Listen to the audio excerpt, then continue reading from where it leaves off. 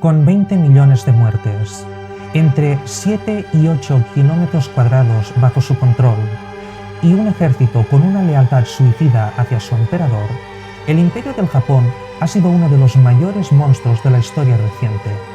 Hoy voy a hablaros de él. Y recordad, posiblemente sea el pasado un augurio del futuro.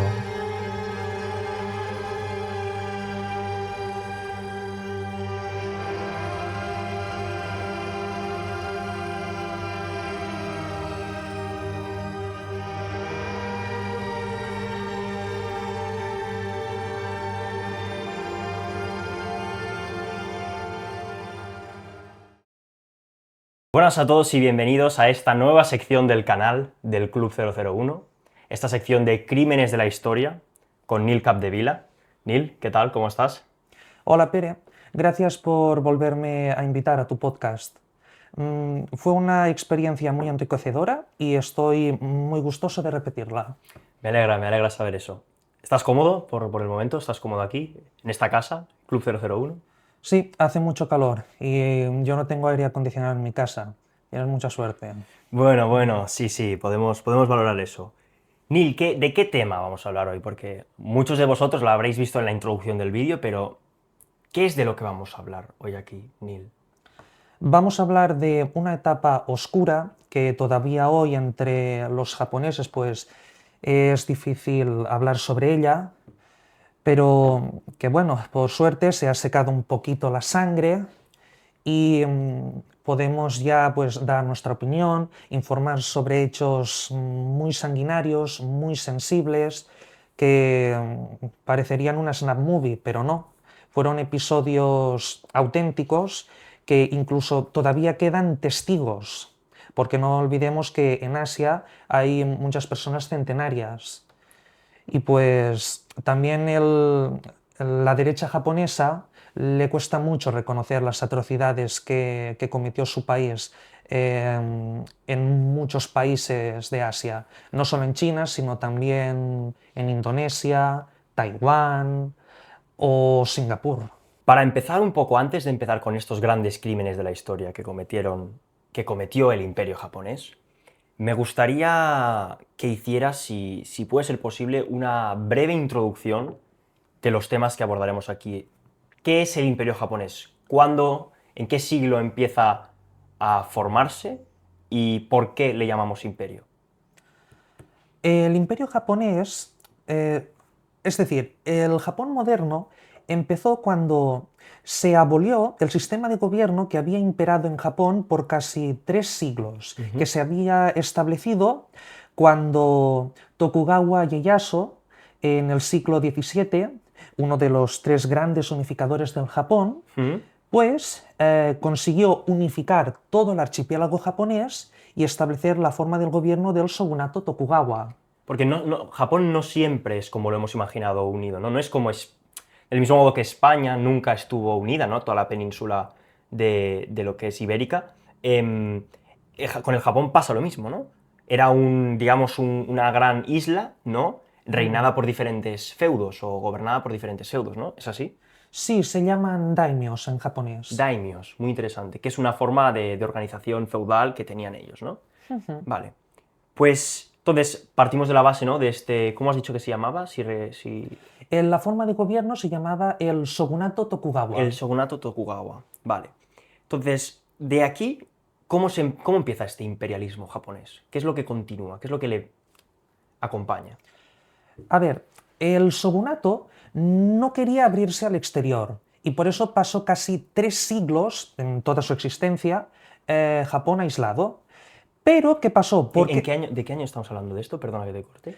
Es decir, el shogunato Tokugawa empezó a principios del siglo XVII y pues se abolió en la década de los 60 del siglo XIX. O sea, estamos hablando que en 1860 Japón seguía siendo un país feudal, medieval, como podía ser España en el 1230.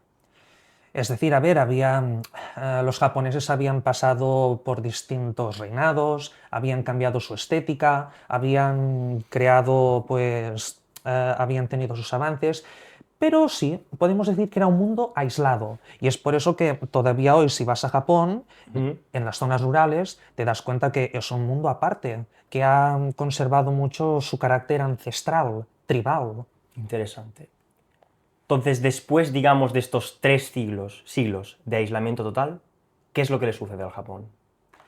Pues reciben la visita de un oficial estadounidense que les da un ultimátum. Él se presenta y les dice, o me abrís vuestros puertos a las mercancías de mi país, o me presento aquí con mis cañones y mis buques y los abro yo. Y toma toda la isla, ¿no? Bueno, la tomaron económicamente.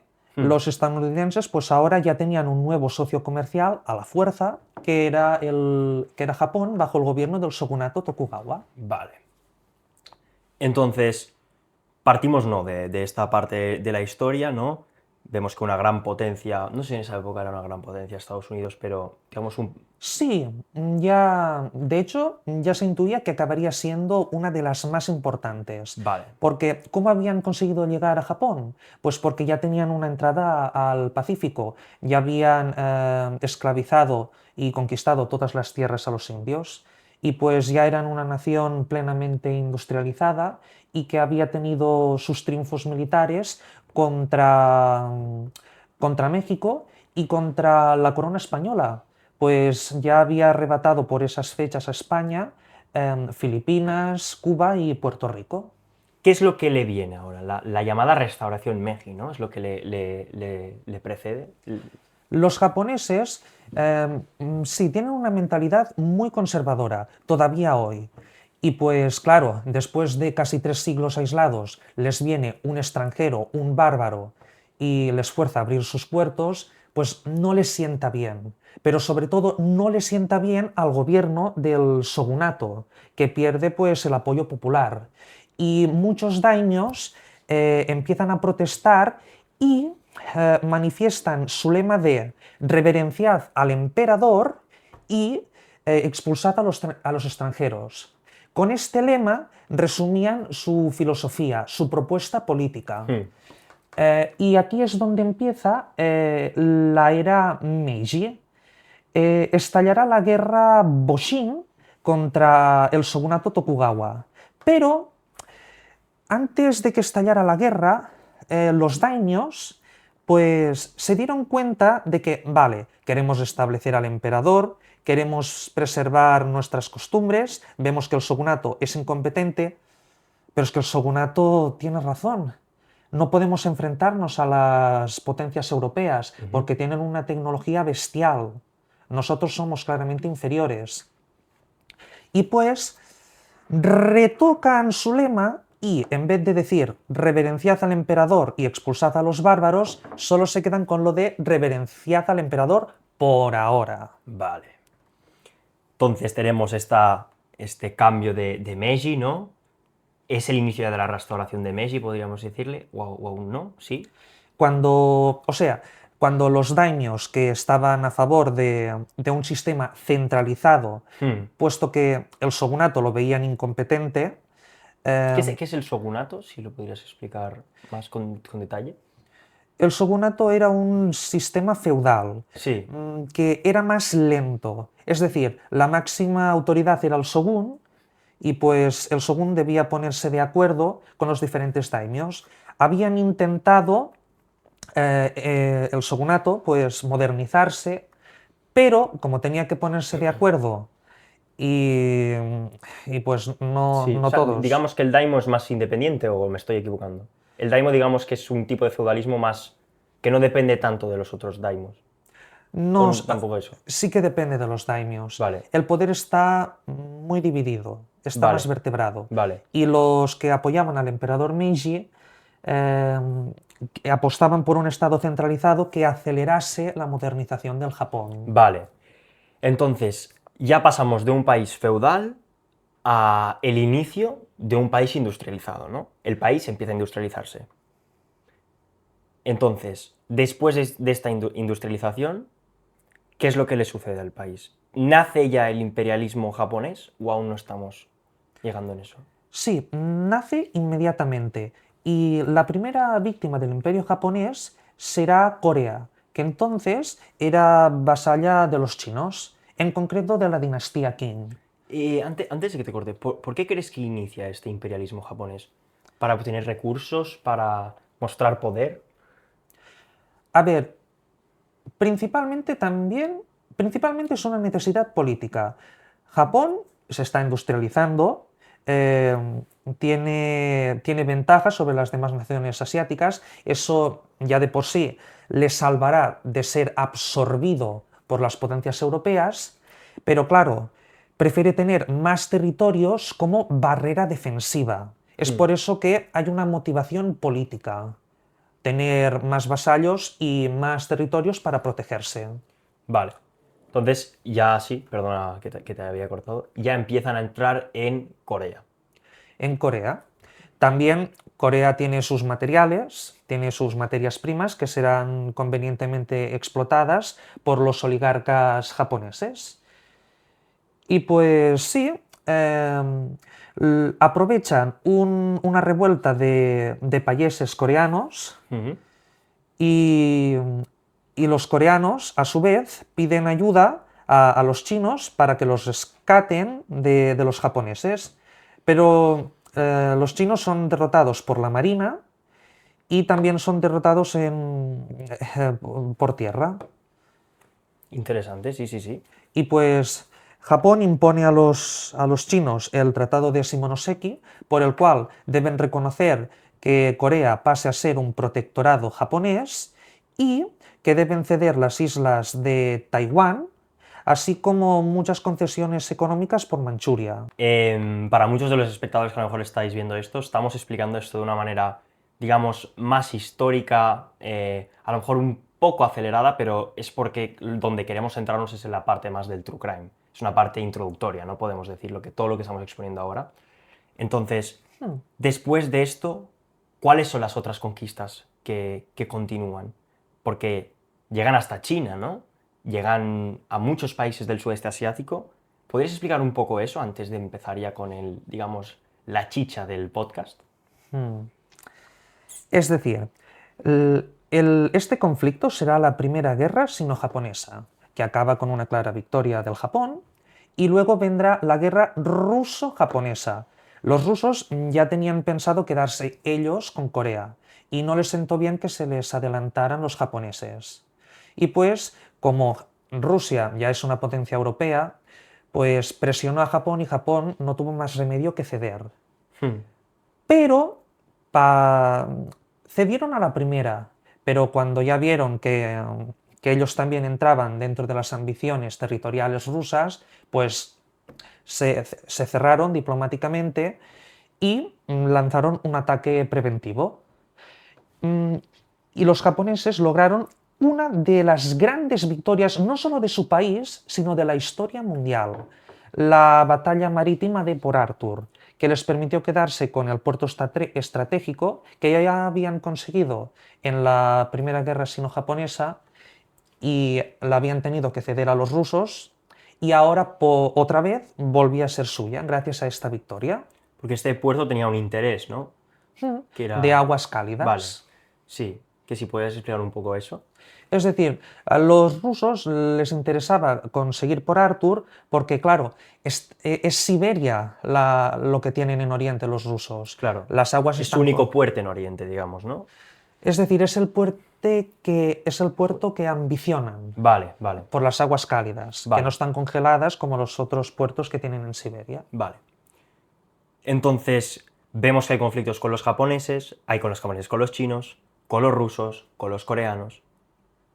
Y si te parece, vamos a empezar ya tocando este bloque más de qué es lo que sucedió en el sudeste asiático, sin entrar aún muchos en detalles, ¿no? Hablando del tema más de la conquista, ¿no? Porque a lo mejor no eran zonas militarmente muy avanzadas, ¿no?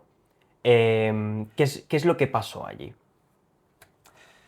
Esto ya es la Segunda Guerra Mundial. Sí. A ver, cuando Japón atacó Pearl Harbor, Entonces vio que si atacaba a Estados Unidos, todas las potencias europeas le declaraban la guerra. Y una vez neutralizada parte de la flota del Pacífico estadounidense, se lanzaron a la conquista del sudeste asiático, que eran todo colonias de las potencias europeas. Indonesia era de los holandeses, Indochina era francesa y Singapur era británica, era de los ingleses.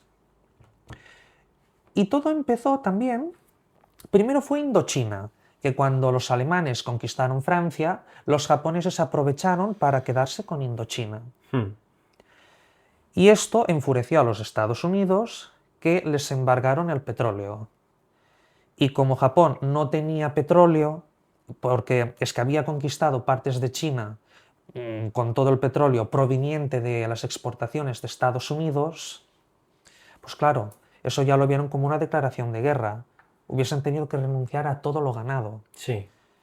Y pues declararon la guerra a Estados Unidos, atacaron Pearl Harbor y conquistaron ya lo siguiente, es decir, Singapur e Indonesia. ¿Por qué? Porque ahí había petróleo Vale, y era muy necesario. vale. Yo lo que estoy viendo, ¿no? Es que digamos que es un imperio, ¿no? No te diría poco estratégico, pero muy reactivo, ¿no? Muy violento, ¿no? Como que no plantean mucho las cosas, ¿no? O en parte era porque era una tensión común en la época. Había tensión, era... Es decir, a ver, ¿cómo podía Estados Unidos exigirle a Japón que renunciase a todas sus conquistas en China y encima embargarle el petróleo, que era clave para el esfuerzo bélico en una guerra moderna? Es evidente que Japón habría luchado los últimos años para nada, haber sacrificado tantas vidas para nada, pues no era plato de buen gusto para ellos. Y por eso pues decidieron atacar. Era una cuestión de honor, una cuestión de estabilidad para salvar al régimen que hubiese quedado muy desprestigiado. No había otra vía. Era sobrevivir o morir. Bien, una vez mencionadas muchas de los acontecimientos históricos que sucedieron en los inicios del Imperio japonés, vamos a intentar centrarnos en aquellos crímenes de guerra que cometieron. Porque cometieron muchos, ¿no, Neil? Eso es peor que cualquier snap movie, la verdad. Se dice que cometieron más crímenes que los nazis. Por ejemplo, mataron más chinos que judíos en el Holocausto. Eso es verdad. O sea, mataron más chinos que judíos. Los alemanes. Y personas, porque sí que es verdad que los alemanes estuvieron, bueno, los nazis, no los alemanes, durante la Segunda Guerra Mundial sí que lamentablemente causaron muchos conflictos que se llevaron la vida de muchas personas, pero ¿fue tanto así como los japoneses también hicieron lo mismo? También subyugaron a todos los países que les eran próximos en Asia. Y aunque tuvieran la esfera de coprosperidad asiática, sobre todo mandaban ellos. Un japonés tenía privilegios, no le podías dirigir la palabra sin que él te lo permitiera. Eran como de una raza superior, ¿no? ¿Había ese tipo de racismo como los nazis o no era tan exagerado? Sí, mm, no querían exterminar a los pueblos inferiores, pero sí que querían esclavizarlos, querían que les rindiesen pleitesía. Los japoneses, pues sí, eran muy racistas y se creían superiores. Y también eran fanáticos religiosos. Imponieron el sintoísmo. Es su religión, ¿no? Sí, es la religión autóctona de los japoneses, pero ellos, es decir, eh, el concepto de sintoísmo que tenía el imperio japonés era construían unos templos y pues toda la gente debía ir ahí a rendir homenaje al emperador Showa. ¿Qué sabes qué quiere decir Showa en japonés? Dime. Paz y armonía. Paz y armonía. Era Showa, ya, mucha paz y Curioso, ¿no? armonía. Muy curioso. Vamos a detallar algunos de los crímenes que realizaron los japoneses. ¿Cuál es el primero por el que te gustaría hablar a ti y entrando en detalle? La masacre de Nankín es un episodio muy famoso y que primero voy a explicar por qué se dio, cómo Vale, fue posible. sí, Porque si los japoneses querían establecer la esfera de coprosperidad, matanzas como la masacre de Nankín no les ayudaba en nada. sí, Pero a ver, cuando en la Segunda Guerra Sino-Japonesa los japoneses ya se dieron cuenta que acabar con los chinos, conquistarlos, no sería tan fácil. Y ya lo vieron en la batalla de Shanghái, en la que incluso los chinos llegaron a envolverse con minas y explosivos para ponerse debajo de los tanques y así neutralizarlos. Era una salvación hasta luchar hasta las últimas consecuencias. Y pues claro, los japoneses aquí empezaron a sufrir más bajas y empezaron a estar más resentidos con los chinos. había odio. Había mucho odio. Y pues una vez ya tomada Shanghái, Ujú. se dirigieron hacia Nankín. Y una vez tomada Nankín, Nankín es en una ciudad de China, ¿no? es una ciudad de China, no muy alejada de Shanghái. Y yo creo que la violencia y la resistencia que habían afrontado los japoneses en esa batalla aumentó su resentimiento y para represaliar a los chinos es por eso que fueron tan brutales en Nankín. Entonces, nos has ambientado este momento histórico, ¿no? Con detalle, pero ¿cuál fue el tipo de masacre que se La masacre dio? de Nankín lo tuvo todo.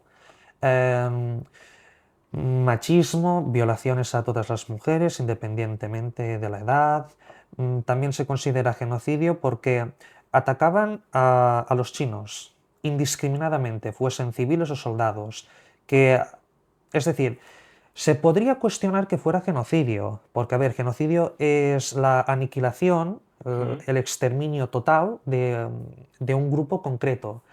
Pero es que Pero mataban a todos. los mataban a todos, entonces sí, se puede decir que fue un genocidio, el genocidio de la ciudad de Nankín. Y es que aprovecharon porque los japoneses se dieron cuenta de que había soldados japoneses, soldados chinos, que intentaban huir de la ciudad disfrazados de civiles. Y pues esto les daba impunidad para disparar A cualquiera. a todo aquel que creyeran que fuese un soldado chino. Qué fuerte. Y lo más cruel, mira, hay una anécdota muy asquerosa. Forzaban a las familias, es decir, a la madre y al hijo, o al padre y a la hija, a tener sexo entre ellos. Forzaban a los civiles al incesto, Para burlarse de ellos, como... para burlarse. Y un oficial japonés dijo que se sentía como si estuviera matando cerdos. Recogieron a unos soldados chinos, los enrollaron con alambre de púas, los rociaron con gasolina y les prendieron fuego. A otros pues los enterraban vivos o los cubrían de tierra hasta aquí y luego pasaban encima con los tanques o con los caballos. Es decir, eran torturas por placer, ya no era asesinar Sí. por un simple exterminio, sino era disfrutar del mal. Mm. Era para infundir miedo, para vengarse, sí, para denigrarles. Los japoneses de esa época estaban convencidos de que los chinos eran detestables, que debían ser exterminados. Y bueno, otra anécdota, violaban a las mujeres y después de haberlas violado les clavaban estacas de bambú. Estacas de bambú, como Mm. para burlarse de ellos porque el bambú es un elemento chino, ¿no? Es decir, como para decir que es indigno y debe ser cubierto. Sí, tiene elementos... Ahí se demuestra el machismo de una época. Muchas feministas también han denunciado eso, el machismo y la misoginia que imperaban entre la sociedad japonesa por lo que cometieron los soldados en Nankín. Volviendo a otras masacres que hicieron. Para mí, la que es la masacre más fuerte del Imperio japonés, la unidad 731. Sí, la unidad 731. Una anécdota curiosa es que las oficinas que tenían, pues en un primer momento fueron atacadas y las trasladaron a un lugar en secreto, a otro lugar las Bueno, sí, oficinas. si puedes explicar, perdona que te corte, antes qué es la unidad 731, para mucha gente que a lo mejor no sabrá lo que es, la unidad 731. Ah, sí, la unidad 731 eh, era una unidad compuesta por científicos militares que estudiaban cómo hacer armas biológicas. Es decir, estudiaban los patógenos de la peste, del cólera, para así crear bombas, y estas bombas fueron sueltas por Mongolia Interior. O sea, experimentaron con los mongoles, ¿no? No, es decir, crearon Sí, bombas. sí, bombas biológicas, pero es decir, experimentaban, es decir, usaban, digamos, las bombas biológicas contra ellos, ¿no? Sí, es decir, los territorios mongoles que estaban bajo control de China, y entonces Mongolia no tenía independencia. Y sí, los querían matar con peste. Con peste. Sí, es decir, con la peste bubónica, con el tifus, el cólera. Y bueno, es que todavía se utilizan estas armas. ¿Se conoce cuántas personas mataron? 200.000. 200.000 mongoles mataron con 200.000 civiles chinos, civiles que chinos, debían ser mongoles. mongoles. Y otras cosas que hiciese la unidad 731. Am, los oficiales que había ahí se consideraban superiores, eran como la SS. Sí, Creían pues que eran una raza elegida y que pues las demás razas solo estaban para servirles de conejitos de indias. Y la oficina pasaba por un aserradero y pues irónicamente se referían a sus pacientes con guasa como troncos. troncos. Lo- Vamos a estudiar los troncos. ¿Sí? Para deshumanizar, digamos, a los Y, pacientes. y para burlarse. Y aparte de torturas, no torturas, pero experimentos biológicos con bacterias o virus, ¿realizaban otro tipo de experimentos tipo amputaciones y tal, o no era tan común? A ver, las amputaciones no fue lo que más practicaron. Sobre todo querían ver los efectos que tenía, es decir, cuando se hubiesen amputado los miembros, ¿qué pasaba si este miembro amputado, la pierna izquierda la ¿Sí? sustituían por la derecha? A Sí. ver qué pasaba, si se podía reemplazar. Y también, por ejemplo, en los riñones inyectaban orina de caballo. Buah, para ver si filtraba también o algo así. Sí, no recuerdo exactamente qué querían demostrar con ello, pero sí hay evidencia. También experimentaban con embarazadas, como hizo el doctor Mengele en Auschwitz. Y también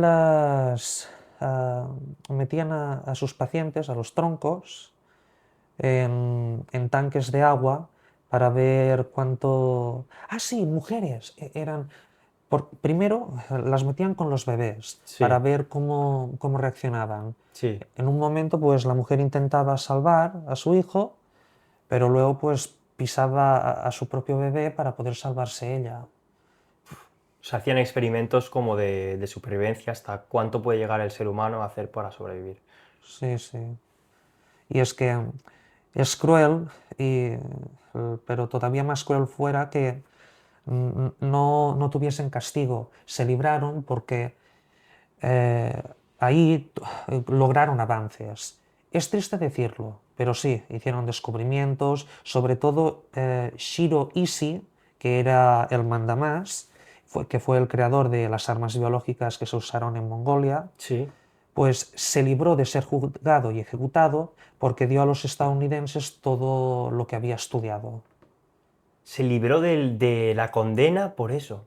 Sí, porque los estadounidenses lo creyeron valioso para desarrollar sus propias armas biológicas. Qué fuerte. Eso también es un crimen de Es un guerra. crimen de guerra. Después hablaremos de los llamados juicios de Tokio, ¿no? Que fueron como los juicios de Nuremberg, ¿es para los alemanes? Sí, Sí, los ¿no? judíos. Que es bastante interesante. Dejando un poco esta unidad, ¿no? ¿Qué me dices de la llamada la marcha, ¿no? de la muerte de Batán? La marcha de la muerte de Batán se produjo después de que los estadounidenses cayeran en Filipinas ante los japoneses. Y a ver, la marcha de la muerte se entiende que fuese tan mortífera porque los japoneses tenían previsto que cayeran prisioneros a 27.000 soldados, pero no, cayeron prisioneros 78.000. Y es que encima los japoneses no eran muy humanitarios, porque ellos seguían el código del Bushido. Y para ellos, si te rendías, perdías tu honor y eras un traidor a tu país. O sea, que pasabas a ser Menos que una persona, ¿no? un despojo humano, no Sí. merecías compasión. Y es por eso que si veían que estabas herido y no podías avanzar, con la katana te cortaban el cuello directamente para que no retrasases la marcha. También hay otra anécdota. Un soldado estadounidense dijo que los que tenían cantimploras pasó un oficial japonés y se las fue quitando y le dio el agua de las cantimploras a su caballo. A ver, cabrón. Sí, sí, sí. Y también pues ligaron un tronco Sí. para jugar, para ir pasándolo de un lado a otro del Sí. camino intentaban tumbar a tantos estadounidenses como fuera posible. Es decir, ya no solo la tortura era a asiáticos, sino también a prisioneros de guerra estadounidenses. Perdón, es que la mayoría eran filipinos. Aquí me he Vale, equivocado, lo vale. reconozco. Pero tenían la nacionalidad estadounidense, digamos. O sea, en ese momento Filipinas era parte de Estados Unidos. Sí, y como habían colaborado con los estadounidenses y se habían rendido, Sí. pues seguramente por eso también eran despiadados los japoneses con ellos. No hicieron excepciones. Qué fuerte, tío. Y ya antes de acabar, digamos, este gran episodio de True Crime, ¿podrías decir algún episodio también horrible y temible del Imperio japonés en la época?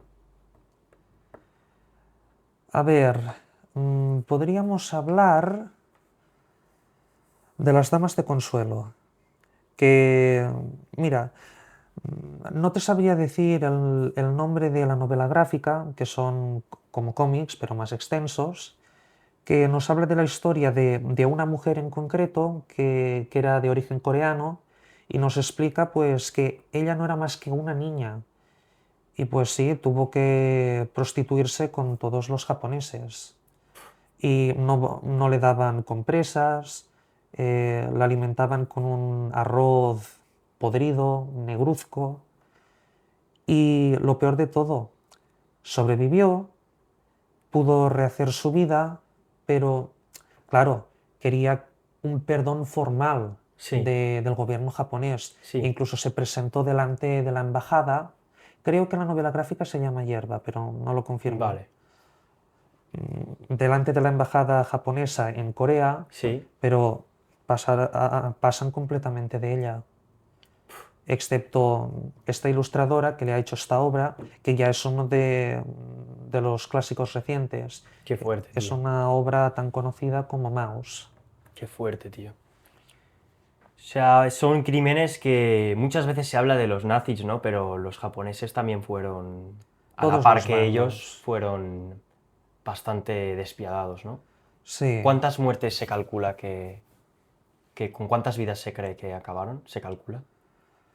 Se cree que en la guerra del Pacífico Japón se cobró 20 millones de víctimas, 20 millones de víctimas. la mayoría civiles.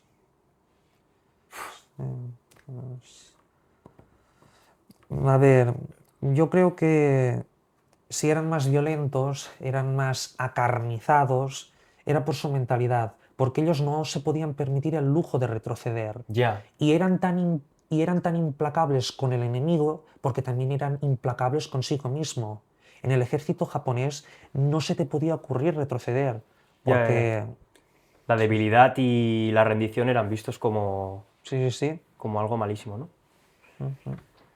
Pues ya finalizando con esta, digamos, con esta parte más de crímenes que a mí personalmente me ha impactado bastante y creo que incluso a ti contándolo te ha impactado. Sí, me cuesta, creo que estoy un Sí, sí, poco... explicarlo es bastante fuerte. Después se realizaron, ¿no?, los juicios de Tokio, ¿no? Sí. ¿Qué es lo que sucedió allí, ¿no? A ver, los juicios de Tokio hicieron justicia, no hicieron justicia y fueron sobre todo una cuestión política para aumentar el prestigio de los aliados. A ver, hicieron justicia porque acabaron con figuras, es decir, por ejemplo, los altos mandos de la masacre de Nankín, excepto el príncipe Asaka, fueron todos ejecutados, se lo merecían, honestamente. Eh, pero luego también hubo irregularidades, porque, por ejemplo, el general Douglas MacArthur, que fue el general estadounidense que había conseguido derrotar a los japoneses en Midway, ¿Mm? quería vengarse de los dos generales que le habían humillado en Filipinas. Vale.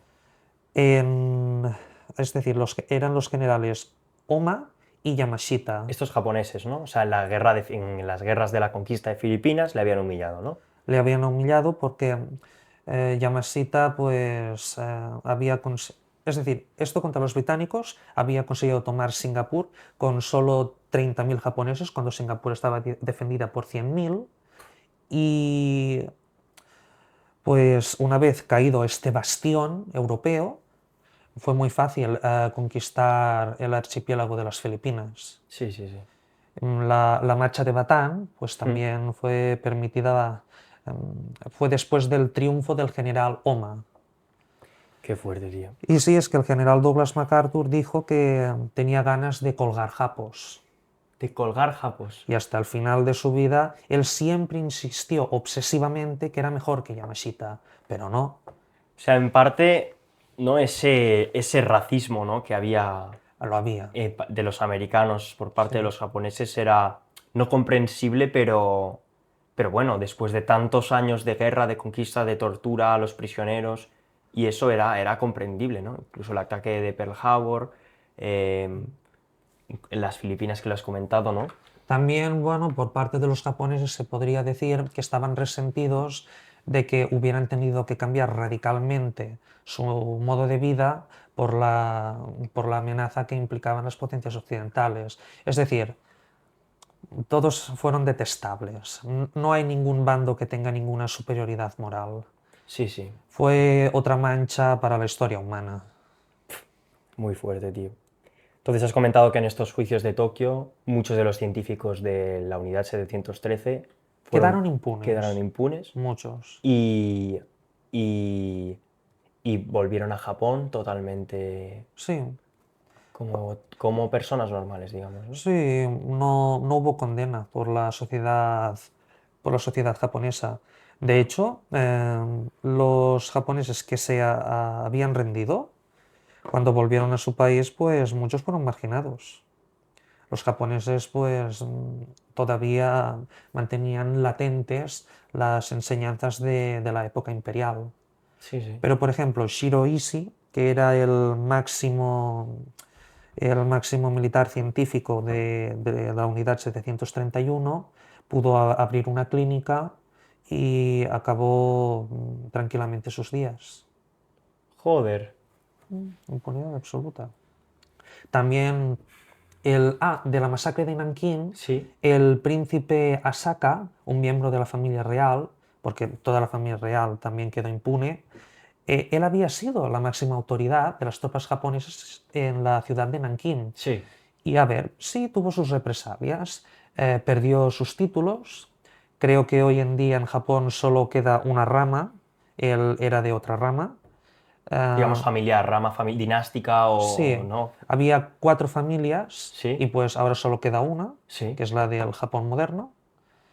Porque bueno, aún sigue habiendo emperador en Japón. sí, lo sigue habiendo. Sí, pero no es una figura como el rey en España o no tiene poder No tiene fáctico. poder. Vale, es una figura simbólica, ¿no? Sí. Vale.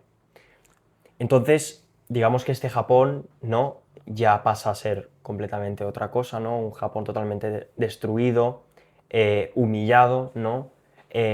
Si se le suma además las bombas atómicas de Nagasaki y Hiroshima, ¿no?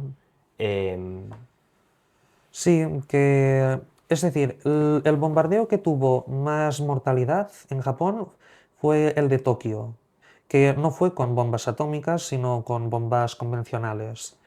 Pero claro, muertes, es decir, por número de muertes murieron más personas en Tokio, quieres decir. en Tokio, pero a largo término, por las consecuencias de la radiación, ¿Mm? pues los bombardeos de Hiroshima y Nagasaki. Sí, bueno, y que al final es algo más, digamos, no, o sea, al final, bueno, ver explotar una bomba atómica llama mucho más la atención, ¿no? Que a lo mejor muchísimas bombas, ¿no?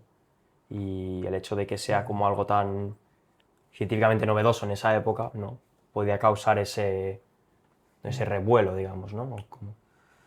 Sí, Japón se rindió. A ver, hay un poco de dudas, pero sí, se rindió por las bombas. Y también hubo un factor decisivo. Hirohito se salvó, quería salvarse, el emperador. Y cuando le dijeron, cuando Douglas le ofreció conservar su trono a cambio de que colaborara con el gobierno de ocupación, pues Hirohito habló con sus generales y les exigió que se rindieran. Yo creo que Hirohito es posiblemente de toda la Segunda Guerra Mundial el líder más infausto, el más vil. Sí, sí, nada lo frenaba, digamos, ¿no? A ver, hay disputas sobre hasta qué punto influyó. Yo creo que no, que no influyó en la carrera militarista de Japón, Sí, o sea, no fue pero determinante, digamos, no ¿no? fue Desde un determinante. punto estratégico de conquista en el tema de las guerras. No las diseñó él, pero las permitía. Y llegó un punto en el que creo yo que estaba encantado, porque lo estaban convirtiendo en soberano de toda Asia. Sí, sí, era algo simbólico, que le gustaba al final, ¿no? Sí, Vosotros, militares, haced lo que, ¿no? Conquistad estas tierras y yo me pondré la bandera y la medalla del emperador de Japón. y una frase que refleja mucho, un episodio que refleja mucho su narcisismo fue que cuando los americanos le dijeron que debía perder su poder divino, se indignó y dijo que es natural que el pueblo japonés no descienda de los dioses, pero el emperador sí. Sí, un poco como, Tú ¿no? eres un cabrón narcisista, un endiosado. Sí, sí, sí. Ya llegando al final, ¿no? De la entrevista, Neil, bueno, ya en el canal eres conocido, por lo que muchas de las preguntas más personales a lo mejor las pasaremos más por encima, pero ¿tú crees que sigue vivo este legado del Japón imperial o que es algo que ha desaparecido? Sigue vivo.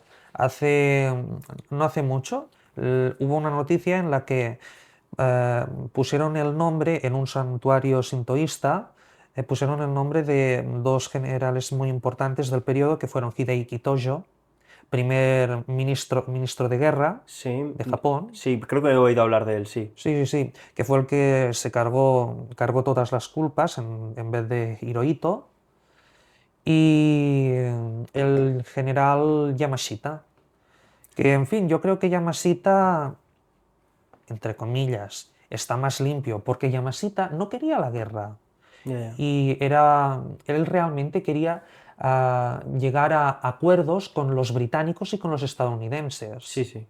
Y él no estaba a favor de las marchas, no estuvo informado de ellas. Él quería dispensar un trato humanitario hacia las tropas cautivas.